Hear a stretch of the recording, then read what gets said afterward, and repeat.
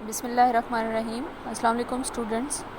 Today we are going to start our chapter number 4 which is cells and tissues. आज जो हम discuss करने जा रहे हैं आज के लेसन में वो हम थोड़ा सा सेल के बारे में पढ़ेंगे और फिर माइक्रोस्कोपी क्या होती है उसके बारे में थोड़ा सा इंट्रोडक्शन आपको दिया जाएगा। तो सबसे पहले आते हैं सेल की तरफ।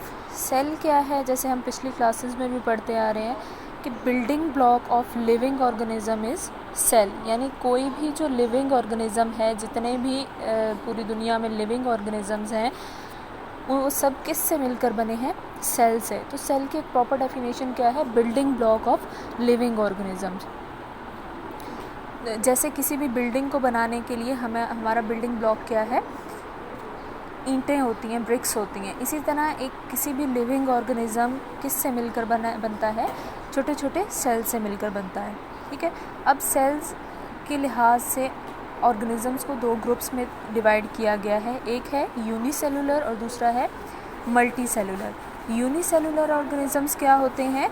यानी ऐसे ऑर्गेनिजम्स जो सिर्फ एक सेल से मिलकर बनते हैं वो यूनिसेलुलर ऑर्गेनिज्म होते हैं। जैसे कि बैक्टीरिया हो गया, वो सिर्फ एक ही सेल से मिलकर बना है। ठीक है। और मल्टी सेलुलर ऑर्गेनिजम्स क्या होते हैं? ऐसे ऑर्गेनिजम्स जो बहुत से सेल्स, यानी जिनकी बॉडी बहुत से सेल से मिलकर बनी है, वो क्या होते हैं? Multi cellular. जैसे कि हम हैं, ह्यूमंस हैं या कोई भी एनिमल है, वो क्या है? मल्टी सेलुलर हैं। वो उनका कॉम्प्लेक्स स्ट्रक्चर होता है, वो डिफरेंट सेल से मिलकर बनते हैं, तो वो मल्टी सेलुलर ऑर्गेनिज्म कहलाते हैं।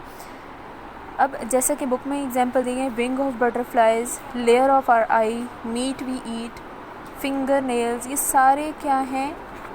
Orange juice. प्लांट्स से भी जो चीज़ हमें हासिल होती है वो भी सेल से मिलकर ही बनी होती है, क्योंकि वो प्लांट्स भी लिविंग ऑर्गेनिजम्स में, लिविंग थिंग्स में ही आते हैं। तो जितनी भी चीज़ें हैं या ऑर्गेनिज़म है वो सारे किस से मिलकर बने हैं? सेल से मिलकर बने।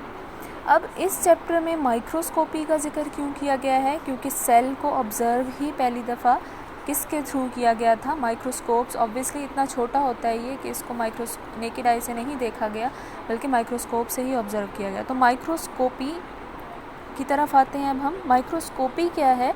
The use of microscope is known as microscopy, यानी माइक्रोस्कोप को यूज़ करके जो भी ऑब्जर्वेशन की जाती हैं उस यूज़ ऑफ माइक्रोस्कोप को हम क्या कहते हैं? माइक्रोस्कोपी। तो सबसे पहली जो माइक्रोस्कोप डिस्कवर हुई थी वो थी compound microscope, developed by Zacharias Janssen. वो कहाँ का रहने वाला था? हॉलैंड का। और उसने किस ईयर में डिस्कवर की थी? 1595 में। तो ये पॉइंट नोट करने वाला है कि फ़र्स्ट जो थी वो कंपाउंड माइक्रोस्कोप। अब कंपाउंड माइक्रोस्कोप क्या है? इसका दूसरा नाम लाइट माइक्रोस्कोप भी है, यानी ऐसी माइक्रोस्कोप जो विजिबल लाइट को यूज़ करती है ऑब्जेक्ट को ऑब्ज़र्व करने के लिए। तो फर्स्ट जो माइक्रोस्कोप थी वो कंपाउंड माइक्रोस्कोप थी, discovered by Zacharias Janssen in Holland in 1595। ठीक है। अब इसका स्ट्रक्चर कैसा था? इसका स्ट्रक्चर कुछ ऐसा था, ट्यूब लाइक इसका स्ट्रक्चर था। It was simply a tube with lenses at each and it's magnification ranged from 3x to 9x, यानी एक ट्यूब लाइक स्ट्रक्चर था इसका, जिसके दोनों साइड पे लेंसेज लगे हुए थे, दोनों साइड पे लेंसेज थे। और इसकी मैग्निफिकेशन पावर क्या थी? यानी ये चीज़ों, ऑब्जेक्ट को 3 टाइम to 9 टाइम ज़्यादा मैग्नीफाई, यानी उसको ज़्यादा साइज़ में इंक्रीज़ करके हमें दिखा सकती थी। अब मैग्नीफिकेशन क्या होता है? ठीक है। दो इम्पॉर्टेंट टर्म्स हैं जो माइक्रोस्कोपी में यूज़ होती हैं, जो माइक्रोस्कोपी से रिलेटेड हैं। वो क्या है? मैग्नीफिकेशन एंड रिजॉल्विंग पावर या रेजोल्यूशन। अब मैग्नीफिकेशन क्या है? Is the increase in the apparent size of an object and it is an important factor in microscopy.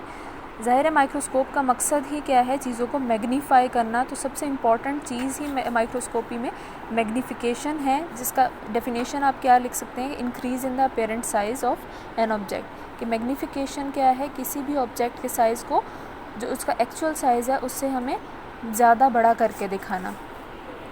दूसरा हम आते हैं रिजॉल्विंग पावर, जिसको रेजोल्यूशन भी कह सकते हैं। Is the measure of clarity of an image. Resolution power क्या है? कि इमेज कितना क्लियर हो सकता है, उसको हम रेजोल्यूशन या रिजॉल्विंग पावर कहते हैं। ठीक। रेजोल्यूशन क्या है? कि इमेज को इमेज की क्लियरिटी शो करना, उसको हम रेजोल्यूशन पावर कहते हैं। It is the minimum distance at which two objects can be seen as separate object. अब माइक्रोस्कोप में रेजोल्यूशन पावर एक मिनिमम डिस्टेंस है कि दो ऑब्जेक्ट को हम उस लेंस से उस ख़ास डिस्टेंस पे रखेंगे तो उसकी जो रेजोल्यूशन पावर है वो बेस्ट होगी। जैसे हम ह्यूमन आई की बात करें तो ह्यूमन आई की जो रेजोल्यूशन जो डिस्टेंस है जहाँ से हमें क्लियर नज़र आएगा, जो मिनिमम डिस्टेंस है, हम अपनी आँख से कोई भी दो ऑब्जेक्ट को आँख के 0.1 मिलीमीटर डिस्टेंस पर रखें तो वो दो ऑब्जेक्ट हमें सेपरेट क्लियरली नज़र आएंगे।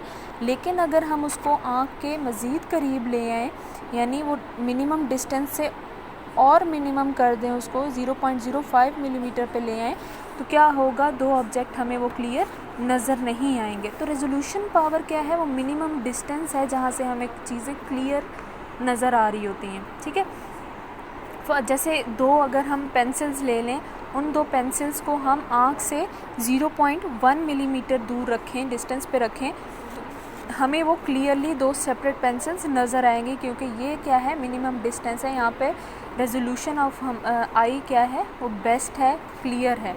लेकिन जैसे ही हम उन दो पेंसिल्स को 0.05 मिलीमीटर यानी और करीब ले आएंगे आँख के, तो वो हमें क्लियरली दो सेपरेट पेंसिल्स नज़र नहीं आएंगी, क्योंकि हमने उनकी रेजोल्यूशन पावर को कम कर दिया है। हम जो मिनिमम डिस्टेंस है उससे भी हमने उसको मिनिमम कर दिया है। तो रेजोल्यूशन पावर क्या है, वो डिस्टेंस जहाँ से हमें चीज़ें क्लियर नज़र आती हैं। जैसे हम